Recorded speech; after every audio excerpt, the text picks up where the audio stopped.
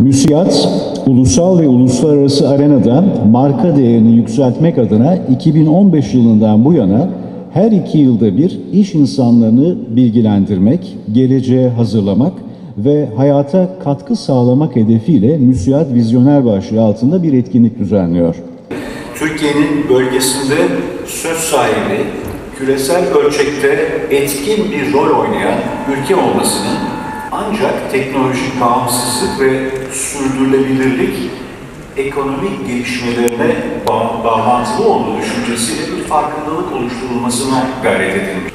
Geçmişi bilmek, bugünü anlamak ve gelecek için bir sonraki adımı öngörmemize olanak sağlar. Öncelikle Müstakil Sanayici ve İş Adamları Derneği olarak dördüncüsünü düzenlediğimiz Fark Et temalı MÜSİAD Vizyoner Zirvemizin hayırlara vesile olmasını Yüce Allah'tan niyaz ediyorum.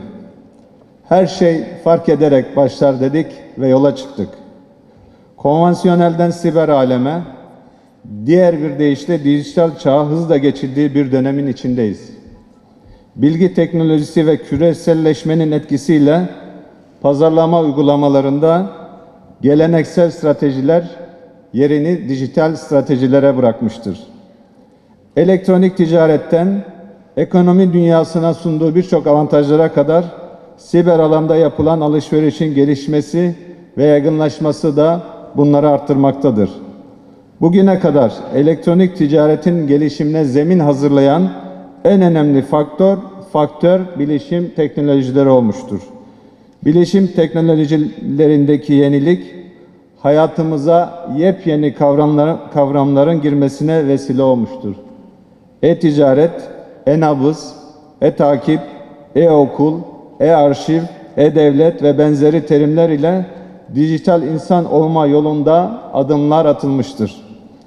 Dünyayı etkisi altına alan Covid-19'un tetiklediği yeni dünya düzeni, dijitalleşme sürecini tüm endüstrileri uyarlayarak dönüştürdüğü net biçimde görüldü. Dünyada hızla büyüyen e-ticaret sektörü artık hepimizin hayatında çok önemli bir yere sahip. 2020 yılında dünya perakende e-ticaret hacmi son 10 yılda tam 15 kat artarak 4,2 trilyon dolar olarak gerçekleşti. Bu hacimde ülkemizin de büyük bir paya sahip olmasını istiyoruz ve bu yüzden diyoruz ki e-ticareti fark et, kısacası dijitali fark et diyoruz. Fakat ne yazık ki ülkemiz günden güne 4 mevsim olma özelliğini kaybediyor. İstanbul'un ortasında hortum çıkabiliyor ya da Antalya'ya görülmemiş bir şekilde kar düşebiliyor. Kısacası iklimler değişiyor, küresel ısınma hayatımızı etkiliyor. Bizim zamanımızda böyleydi demeyeceğiz. Çocuklarımızın zamanında nasıl olacak ve daha nasıl güzel olurdu diyeceğiz. Kısacası dönüşeceğiz, dönüşümü fark edeceğiz. Çünkü gelecek bir gün gelecek, bu nedenle de dönüşümü ülke olarak fark etmemiz bizim ve çocuklarımız için elzemdir. MÜSİAD olarak 31 yıldır gücümüzü üyelerimizden alarak ilerliyoruz. Şubemizi ve irtibat merkezlerimizi büyük bir hızla açmaya da devam ediyoruz. Yurt içinde 88 şubeye, yurt dışında ise 74 ülkede 81 irtibat noktasına ulaştık. Değişik sektörlerde faaliyet gösteren 11 bin üyemiz ve 60 bin firmamız ile 1.800.000 kişiye istihdam sağlıyoruz. Oluşturduğumuz katma değer ile Türkiye ekonomisinin gelişmesine yön veriyoruz. Hepimizin bildiği üzere ülke olarak son dönemde dar kapılardan geçiyoruz. Üzülerek görmekteyiz ki son dönemde makroekonomik temellere dayanmayan suni bir güvensizlik ortamı oluşturulmaya çalışılmaktadır. MÜSİAD olarak bizler reel ekonomik göstergelerle değil, algılara yön verilen her türlü ekonomik iklimin karşısındayız. Türkiye ekonomisi gerek iç gerek dış kaynaklı bütün algı manipülasyonlarına karşı geçmişte olduğu gibi bugün de dimdik ayaktadır.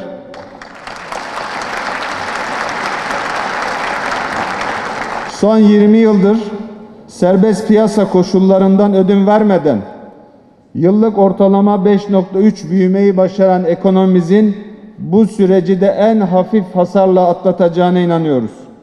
Cumhurbaşkanımız Sayın Recep Tayyip Erdoğan'ın önderliğinde temelleri atılan yeni ekonomik modelin üretim, ihracat, istihdam ve büyüme odaklı kazanımlarımızı kat be kat arttıracağına inandığımız düşük faiz odaklı yeni politikamızın destekçisi olduğumuzu yineliyoruz.